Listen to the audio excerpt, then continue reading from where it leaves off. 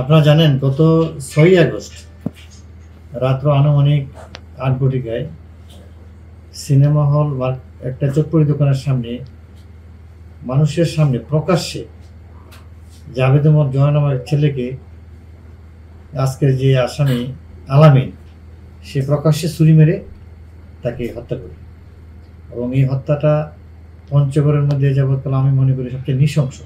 একটা 18 বছরের ইয়াং ছেলেকে এভাবে মেরে ফেলার পরে এই অত্র এলাকার সকল শ্রেণীমাসার মানুষ ফুলে ওঠে এবং তারা বিক্ষোভে রাস্তা ব্যারিকেড করে দেয় তাদেরকে ধরার জন্য।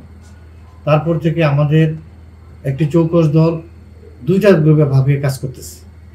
বান্ডেল থাকলে প্রতি সেনমানিতে টাকা বাঁচবে। বিকাশ সেনমানি বান্ডেল কিনে জিতুন প্রতি লেনদেনে। এবং আপনারা অনেক আগে আসছেন, আমাদের কাছে জিজ্ঞেস করেছেন যে আমরা কখন ধরবো।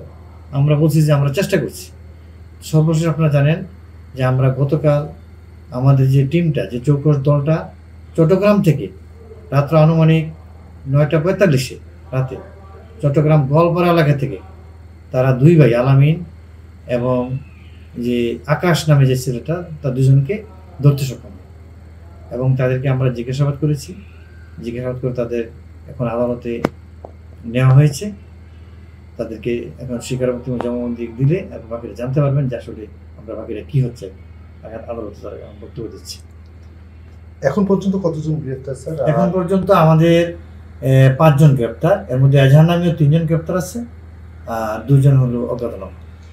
স্যার আপনারা কি রিমান্ড চাবেন না?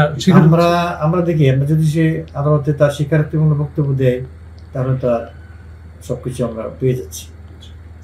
প্রাথমিক জিজ্ঞাসাবাদে কিছু বলছেন? সে প্রাথমিক জিজ্ঞাসাবাদে সে তার নিজেকে জনে স্বীকার করছে যে তাদের মধ্যে একটা পূর্ব শত্রুতা ছিল, যে কারণে ওই দিন এই দোকানের সামনে তাকে পেয়ে তাকে প্রকাশ্যে তাকে ছুরি মেরে তাকে হত্যা করে। স্যার এই ওদের মধ্যে যে শত্রুতাটা এটা কি নিয়ে, এটা কিন্তু এখন পর্যন্ত আমরা তার জবানবন্দিটা পেলে আমরা জানতে পারবো এবং আমরা তার জবানবন্দির প্রেক্ষিতে আমরা আরো যারা যারা আছে তাদেরকে আমরা ইনশাল্লাহ আমরা ধরবো।